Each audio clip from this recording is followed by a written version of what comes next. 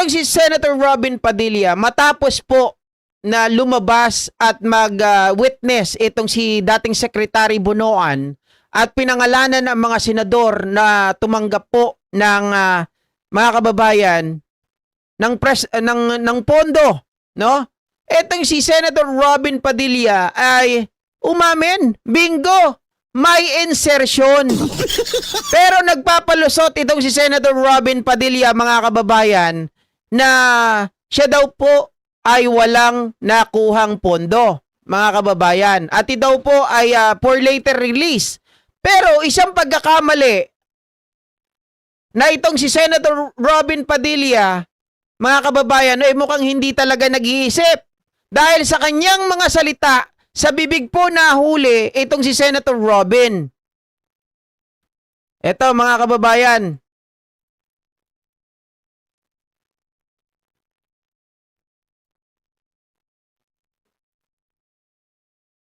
Sana lang po sa susunod pag kami nagsulat ng ganyan, ituloy-tuloy nyo naman kasi nabanggit kami pero hindi nabanggit na FLR yon for Okay. later release. Alright, Sana so lang po sa susunod pag kami nagsulat ng ganyan, ituloy-tuloy nyo naman kasi nabanggit kami pero hindi nabanggit na FLR yon for later release. okay, so mga kababayan, therefore umamin si Senator Robin. Umamin. 'Di ba? Sa mga nagsusulat po ng ganyan, sana ituloy-tuloy nyo po naman kasi hindi nyo nabanggit na ito po ay for later release, mga kababayan. So umamin siya, meron talaga, 'di ba? Pero ito daw ay for later release. Kaya lang, Senator Robin, mukhang hindi po papalag or hindi po makakalusot yung paliwanag mo. Huli siya mismo dito. Mga kababayan, yes, hindi niya sinabi. Diretsahan na kami ay nakatanggap ng pondo. Okay? Kaya lang, nung sinabi niya na sana tinuloy-tuloy niyo po na ito ay for later release. 'Di ba? So, ibig sabihin, nakatanggap. Mga kababayan. Okay. Linawin natin. Linawin natin itong sinasabi nito ni Senator Robin, ha. Kasi, sabi niya for later release. 'Di ba? Naungkat po yan dito.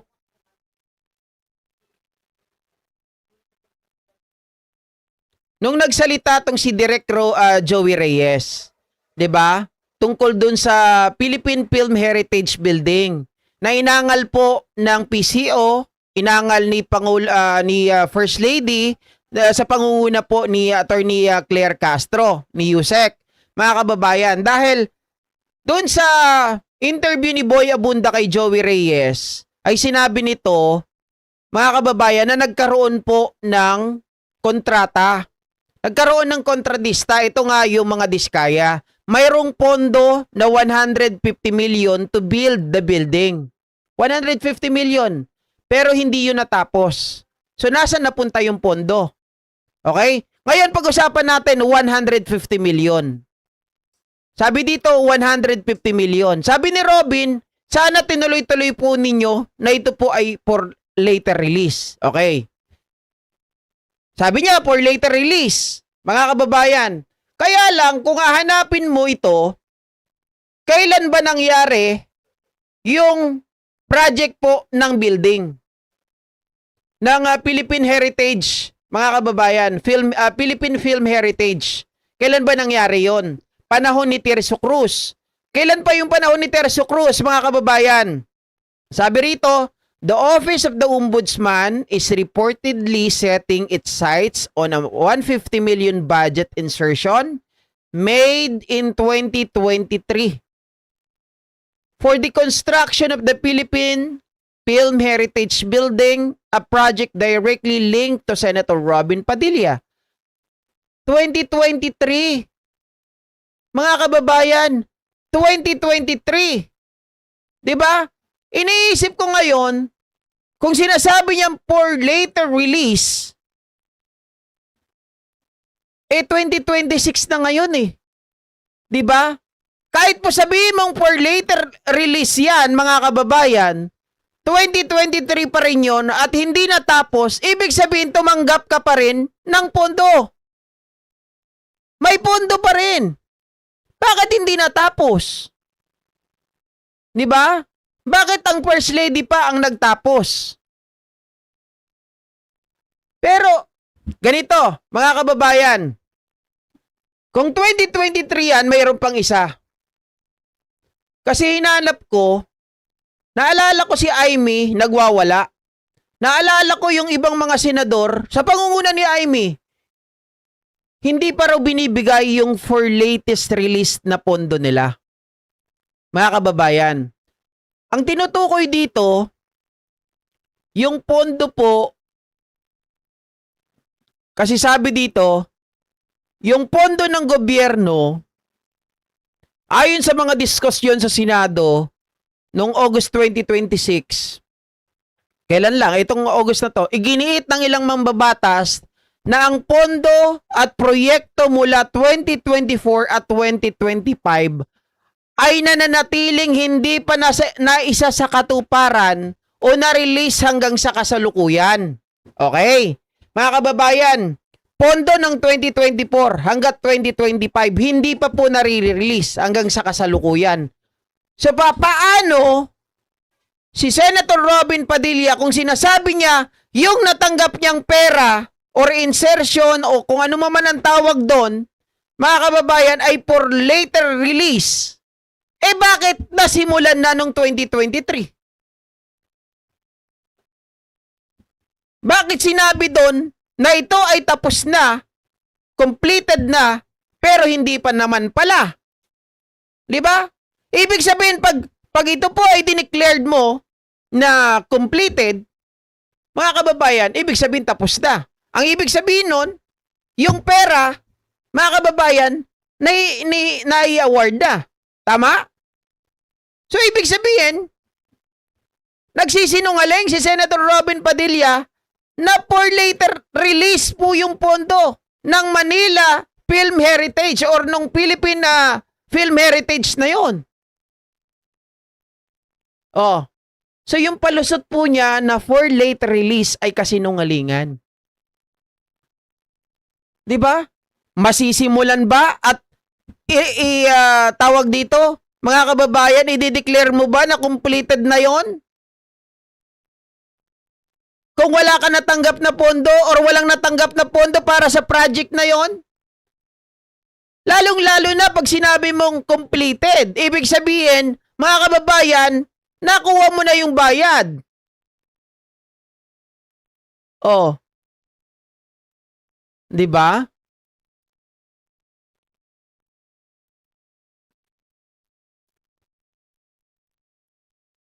Ano ba sabi ni Julie Vega?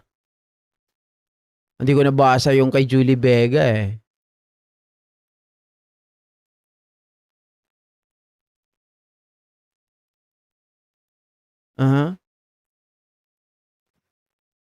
JP, sabi ni Robin Hood for later release. Pero ibig sabihin may insertion siya. Yes, may insertion siya. Mga kababayan, hindi na nga natin kasi dito, tignan nyo ang punto kasi, kaya ako po ino-open ito, dalawang bagay kasi. Kung for later release, ang proyekto po ng Philippine Film Heritage 2023. Dineclare yon, mga kababayan, September, dapat tapos na yon. Okay? So kung dineclare yon na completed na, therefore, nakuha na yung pondo, nabayaran na. Tama? Kung ang tinutukoy naman ni Robin Padilla ay for later release, mga kababayan,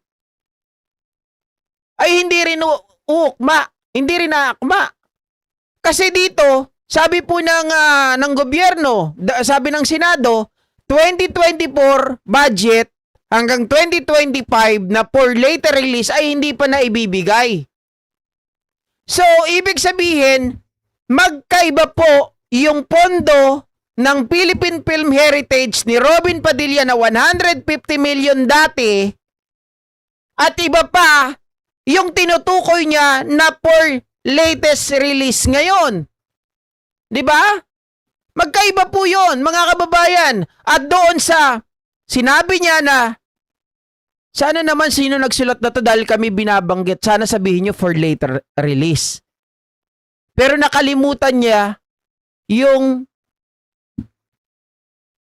Philippine Film Heritage na mayroong 150 million na budget na ibinigay sa kanila. 'Di ba? Nung ang chairman pa po, mga kababayan, ay itong si Tirso Cruz. Oh, to build the building. Ayan o, the team was then given the 150 million budget by Senator Robin. Pag sinabi mong given, mga kababayan, tapos na. Di ba? Hindi naman sinabing ibibigay pa lang. Oh, when Direk Joey was named new chairman of the PDCP, he was told the building was finished. Sinabi sa kanya tapos na. But only half of it had been done. Kalahati lang. Apparently, the 150 million was only for the first phase. Mga kababayan, nakatanggap siya. 'Di ba? Project ito ni Senator Robin Padilla.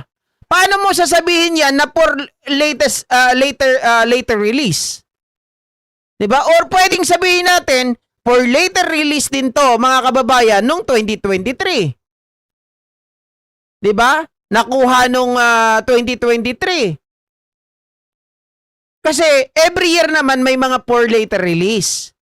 Pero ayon sa Senado, 2024, 2025, hindi pa po yan nakukuha hanggang ngayon.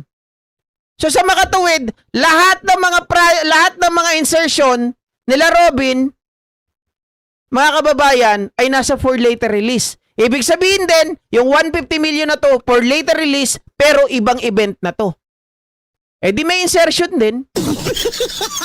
'Di ba? Oh. Yan ngayon ang iimbestigahan ng ombudsman. Oh. Hindi kay Subiri kasi, mga kababayan, ang sinasabi niya, hindi raw siya ang nakialam dyan. Kaya walang mabukit-kit kay Subiri. Kasi nung pinalitan siya ni Escudero, si Escudero na ang mga kababayan. 'Di ba?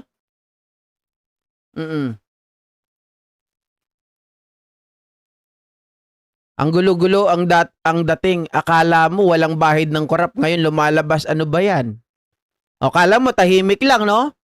Akala mo, mga kababayan, sa sobrang tahimik, akala mo walang alam.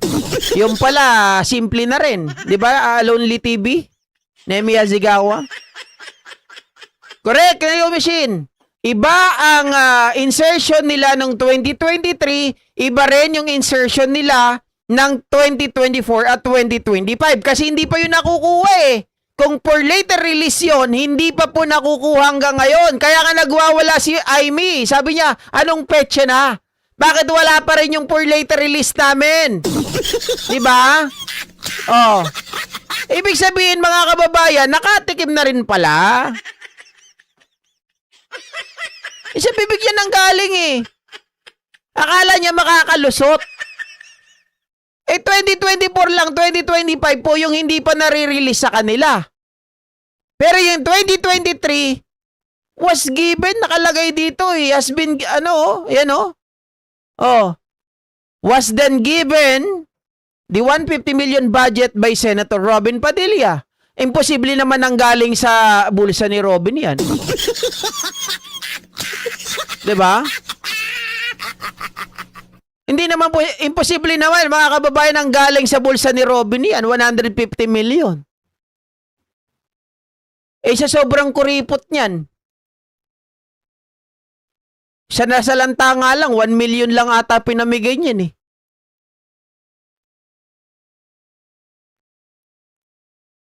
Oh, sabi rito, sabi ko, Diyos ko, saan ako kukuha ng 100 million? Kahit lumuhod ako sa lahat ng senador at congressman, saan ako kukuha ng 100 million? He said he had a meeting with Philippine First Lady Liza Araneta Marcos to discuss the problems.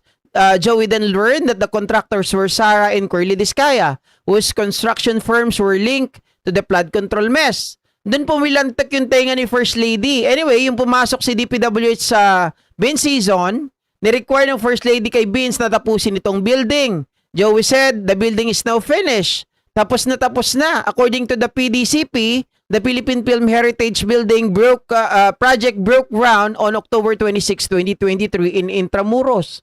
Ang tumapos pa, mga kababayan. 'Di ba? Ang nagpondo pa si First Lady. Oh. So, ibig sabihin, project na yan nung 2022 pa. 'Di ba? Ang completion 2023 dapat ng September, hindi po nangyari.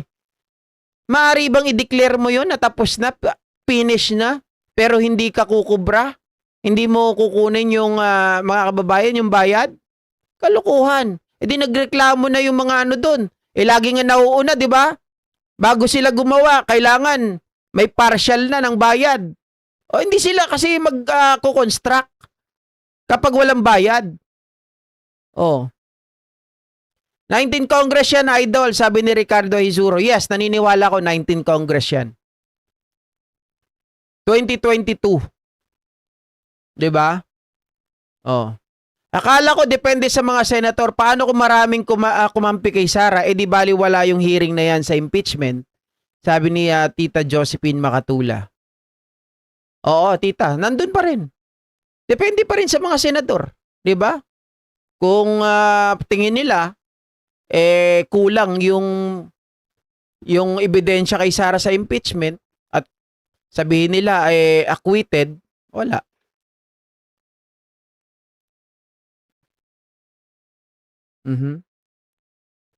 Yun, pinipilit niyang linisin yung pangalan niya, nabuking din siya.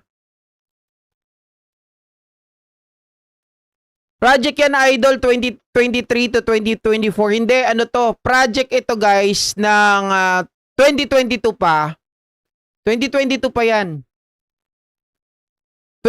Maring nasimulan niya, talag proposal yan ng 2022, pero dapat tapos na yan ng September 2023. Kaya lang nga, hindi po, mga kababayan, natapos. Nakita, ang nakadeclare tapos na, pero hindi pa pala. Kalahati pa lang pala yun. 'Di ba? Ngayon si First Lady na nagtuloy. Sabi niya kay Secretary Vince Dizon.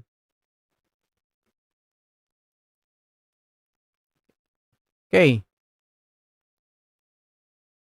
Ito, balikan natin. Punta natin itong si Mike Defensor, mga kababayan.